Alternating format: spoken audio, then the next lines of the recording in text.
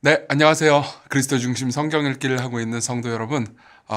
이제 저번에 고상섭 목사님의 강의에 이어서 역대하를 보려고 합니다. 이미 이제 역대상 들을 때 들으셨겠지만은 역대상하는 포로로 잡혀갔다가 돌아온 유다의 백성들이 겪었던 정체성의 혼란 가운데서 첫 번째로 우리는 어떤 사람들인가? 그리고 두 번째로는 이제 우리는 어떻게 살아야 하는가 하는 질문에 대해서 답변하기 위해서 쓰인 책입니다. 역대하 전체는 1장부터 9장에 이르는 솔로몬 이야기, 그리고 10장부터 끝장까지 36장까지 이르는 여러 유다의 왕들 이야기, 이렇게 두 부분으로 나뉘어요. 오늘은 1장부터 12장의 내용을 통해서 솔로몬과 몇몇 왕들의 이야기를 보도록 하죠. 역대상 후반부에 보면요, 다윗 왕이 솔로몬 왕에게 왕위를 계승하는 장면이 나옵니다. 다윗은 성전을 짓기 위한 모든 재료들을 아주 정성을 다해서 준비를 했죠. 그리고 솔로몬이 자신을 이어서 왕이 되면 성전을 건축하게 해달라고 하나님께 기도합니다. 그리고 성전을 건축하라는 사명을 솔로몬에게 맡기죠. 솔로몬은 다윗의 뒤를 이어서 왕이 됐고요. 역대하에서는 솔로몬이 대단히 지혜로운 왕이었다는 것을 강조하면서 이야기가 시작됩니다. 솔로몬은 1장에서 자기에게 지혜와 지식을 달라고 하나님한테 구합니다. 그리고 하나님께서는 그 기도를 굉장히 기뻐하시면서 하나님께서 솔로몬에게 지혜와 지식뿐만 아니라 부와 재물과 영광도 주시겠다, 이렇게 약속을 하시죠. 그는 굉장히 지혜로운 왕이었습니다.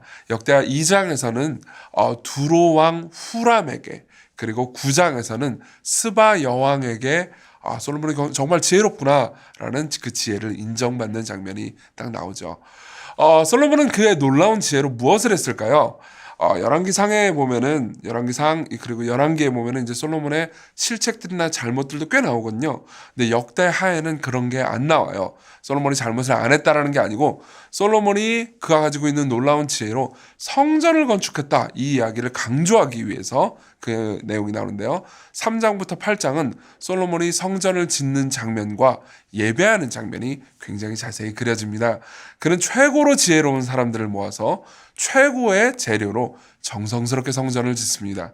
이 성전을 짓는 장면을 출애굽기에 나오는 성막 짓는 장면, 즉 출애굽기 25장부터 40장 이 내용하고 비교하면 참 놀라운데요. 하나님께서 출애굽한 이스라엘 백성들에게 지으라고 명령하신 성막과 똑같이 성전을 솔로몬은 짓습니다. 심지어 성막을 짓는 과정까지 성전을 짓는 과정하고 비교해보면 아주 유사하죠. 이는 솔로몬이 짓는 이 성전이 광야에 하나님께서 지으라고 명령하신 이 성막과 함께 성막이랑 솔로몬이 똑같이 하나님을 모시고 하나님을 예배하는 장소였다, 이거를 말해주고 있는 거죠. 이제 성전이 쭉 지어지고요. 5장에 보면은 드디어 성전이 완공되는 장면이 나오거든요. 그리고 5장에 보면 성전이 완공된 이후에 하나님의 영광이 성전에 놀랍게 임재하는 장면이 그려집니다. 그리고 감격한 솔로몬은 하나님 앞에서 성전을 짓게 하신 하나님께 감사를 하면서 이렇게 기도를 하죠. 주께서 전에 말씀하시기를 내 이름을 거기에 두리라 하신 곳, 이 성전을 향하여 주의 눈이 주야로 보시오며 종이 이곳을 향하여 비는 기도를 들으시옵소서. 주의 종과 주의 백성 이스라엘이 이곳을 향하여 기도할 때 주는 그 간구를 들으시되 주께서 계신 곳 하늘에서 들으시고 들으시사 사하여 주옵소서, 이렇게 이야기를 합니다. 그러니까 하나님께서 이 솔로몬의 기도를 기뻐하시면서 이렇게 응답을 하십니다. 내 이름으로 일컫는 내 백성이 그들의 악한 길에서 떠나 스스로 낮추고 기도하여 내 얼굴을 찾으면 내가 하늘에서 듣고 그들의 죄를 사하고 그들의 땅을 고칠지라. 이제 이곳, 성전이죠, 이곳에서 하는 기도에 내가 눈을 들고 귀를 기울이리니. 이후 역대하의 모든 이야기가 사실은 이 솔로몬의 기도와 하나님의 응답, 이 내용 안에서 요약될 수가 있습니다. 하나님께서는 성전을 지으시라 하시고 거기에 순종해서 유다의 왕 솔로몬은 성전을 지었습니다. 이건 뭘 의미합니까? 첫 번째로 유다 백성들의 정체성은 하나님과 교제하고 예배하는 자들이라는 거죠. 이게 역대기 전체의 가장 중요한 첫 번째 주제입니다.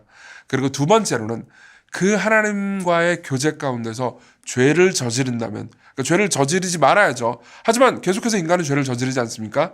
그렇게 죄를 저지른다면 이 성전에 와서 회개하고 돌이켜야 한다는 겁니다. 그럼 하나님께서 반드시 이 성전에서 하는 모든 기도를 들으시고 용서해 주실 거예요.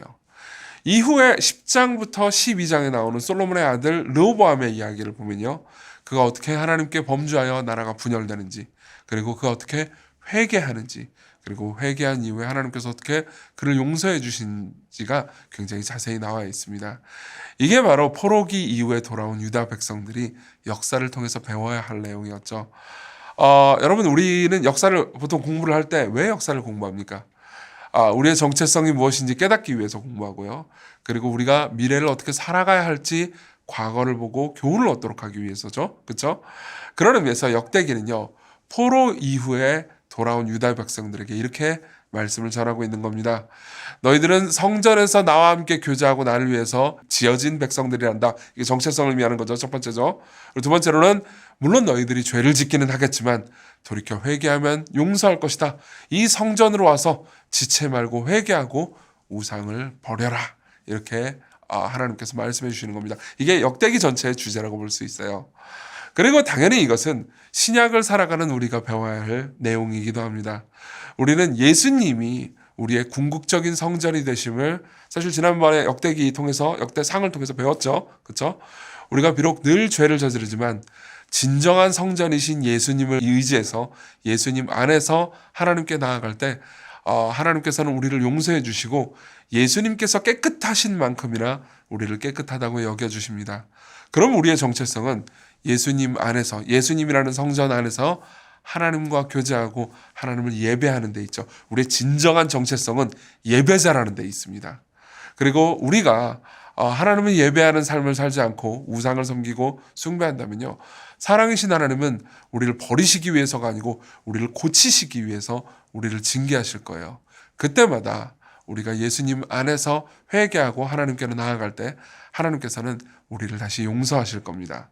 다시 한번 아까 읽은 이 말씀을 좀 생각해 봤으면 좋겠는데요. 하나님께서 하신 말씀이에요.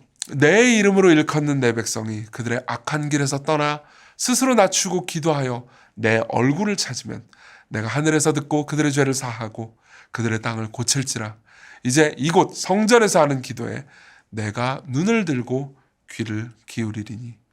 자, 이걸 한번 생각해 봅시다. 이 말씀을 한번 생각해 봅시다. 어떻게 이게 가능합니까? 어떻게 우리 같은 죄인들이 회개하고 하나님을 찾을 때 하나님께서는 우리를 심판하지 않으시고 용서하실 수 있습니까? 그렇죠? 완전하게 의로우신 분이 하나님을 찾으실 때 거절당하셨기 때문입니다.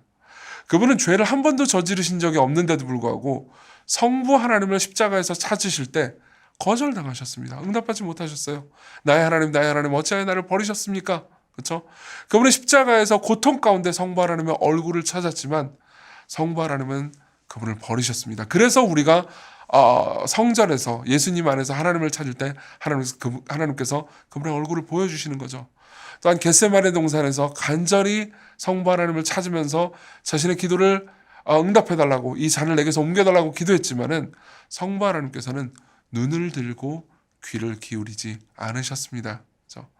이 예수님의 희생 때문에 우리 모두는 죄인임에도 죄인인 그대로 하나님께 사랑받고 받아들여질 수 있었습니다. 이 예수님을 생각하면서 역대기 전체에서 말해주는 주제를 우리 다시 한번 되돌아봅시다. 우리의 삶 전체가 하나님을 향한 예배가 되도록, 그리고 또 죄를 범죄할 때마다 하나님을 향한 회개가 우리의 삶에서 이루어질 수 있도록 그렇게 기도해 주셨으면 좋겠습니다.